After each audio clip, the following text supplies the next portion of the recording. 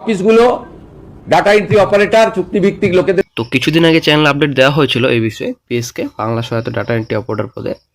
তো অনেকে কিন্তু আমাকে অনেক কিছু মন্তব্য করেছেন। তো এর আগে যে আপনারা কমেন্ট করেছিলেন আমার কাছে কিন্তু স্ক্রিনশটও রয়েছে, তবে আমি শেয়ার করছি না। তবে অনেকে কিন্তু আমাকে অনেক কিছু কথা বলেছেন বিএসকে ডাটা এন্ট্রি অপারেটর পদের। যখনই আমি ভিডিওটি আপলোড করি তখনই কিন্তু আপনারা অনেক কিছু কমেন্ট বক্সে কমেন্ট করেছেন।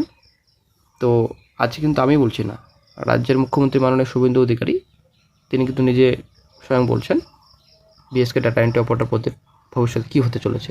ঠিক আছে, তো বাংলা সহায়তা কেন্দ্রের নিয়োগ প্লাস যে বাকি যে সরকারি দপ্তর রয়েছে কন্ট্রাকচুয়াল পোস্টে যেগুলো নিয়োগ হয় সব নিয়োগ কিন্তু হবে পরিষ্কার। আশা করি আপনাদের বোঝাতে পেরেছি। এই অফিসগুলো ডাটা এন্ট্রি অপারেটর চুক্তিভিত্তিক লোকেদের দ্বারা চলছে। সেখানেও যে যে দপ্তরে যেমন যেমন ভ্যাকেন্সি আছে তাকে পূরণ করা হবে।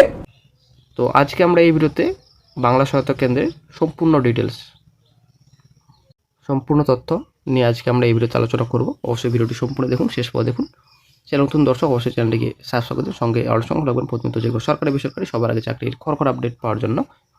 তো আশা করি আপনারা জানেন বাংলা সহায়তা কেন্দ্রে নিয়োগ কীভাবে হয়েছে। ঠিক আছে, রিক্রুটমেন্ট যে প্রসেস কীরকম ছিল আশা করি আমরা সকলেই জানি। তো ওয়েবেলের মাধ্যমে কিন্তু নিয়োগ করা হয়েছিল থার্ড পার্টির মাধ্যমে। তো একটা কথা, চাকরি কি বাতিল হবে যারা বাংলা সহায়তা কেন্দ্রে চাকরি করছেন? তো রাজ্য সরকার কিন্তু এই কথাই বলছেন না চাকরি বাতিল হবে, এটা কিন্তু কখনো বলছেন না। বলা হচ্ছে ছাড়াই বাছাই হবে, ঠিক আছে, কিন্তু ছাঁটাই হবে না, এটা কিন্তু পরিষ্কার বলছেন। রাজ্যের মুখ্যমন্ত্রী কিন্তু পরিষ্কার বলছেন কারো চাকরি যাবে না। ঠিক আছে, তো চাকরি যাবে না বলে আশ্বস্ত করলেও একই সঙ্গে তিনি স্পষ্ট করে দিয়েছেন সামনে অপেক্ষা করছে ঝাড়াই বাছাই। রাজ্য বাজেটের পর সাংবাদিক বৈঠকে মুখ্যমন্ত্রী বললেন এই সরকার কাউকে ছাঁটাই করবে না, কিন্তু ঝাড়াই বাছাই তো করব, সঠিক লোককে সঠিক সুবিধা দেওয়া হবে। মুখ্যমন্ত্রীর অভিযোগ যে আগের সরকারের আমলে রাজনৈতিক আনুগত্যের ভিত্তিতে বহু নিয়োগ হয়েছে। অনেকের শিক্ষাগত যোগ্যতা শংসাপত্র, বয়সের নথি কিংবা চাকরির যোগ্যতা নিয়েও প্রশ্ন রয়েছে। এখানে কিন্তু পরিষ্কার বলা হচ্ছে মুখ্যমন্ত্রীর বক্তব্য civic volunteer, village police, Bangla সহায়তা কেন্দ্র সহ বিভিন্ন প্রকল্পে কর্মরতদের মধ্যে বহু ক্ষেত্রে অনিয়মের অভিযোগ রয়েছে। তাই তারা প্রকৃত যোগ্য এবং কারা রাজনৈতিক প্রভাব খাটিয়ে সুযোগ পেয়েছেন তা খতিয়ে দেখা হবে।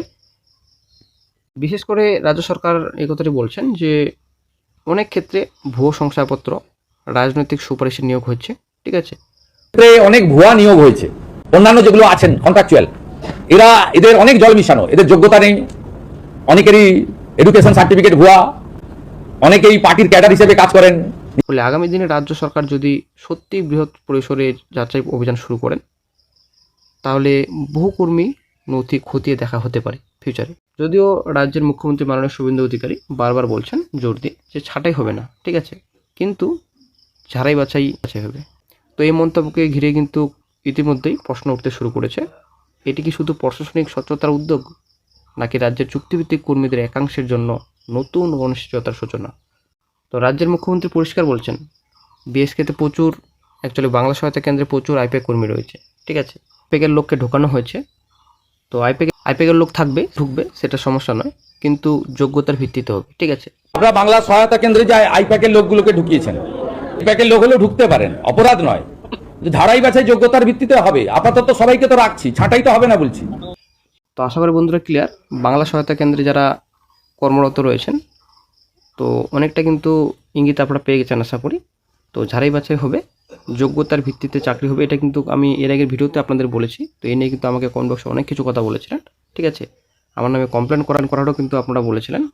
তো এবার কিন্তু রাজ্যের মুখ্যমন্ত্রী স্বয়ং বলছেন বিএসকেতে প্রচুর জল ঘোলা রয়েছে, প্রচুর জল মেশানো রয়েছে। শুধুমাত্র বাংলা সহায়তা কেন্দ্রে নয়, সরকারি দপ্তরগুলো দিয়ে রয়েছে, চুক্তিভিত্তিক কর্মচারী দিয়ে চলছে কিন্তু অনেক দপ্তর। তো সব জায়গায় কিন্তু জল মেশানো রয়েছে, এটা পড়েছেন রাজ্যের মুখ্যমন্ত্রী। তো সব দপ্তরে কিন্তু ঝাড়াই বাছাই হবে, কিন্তু ছাঁটাই হবে না। ঠিক আছে।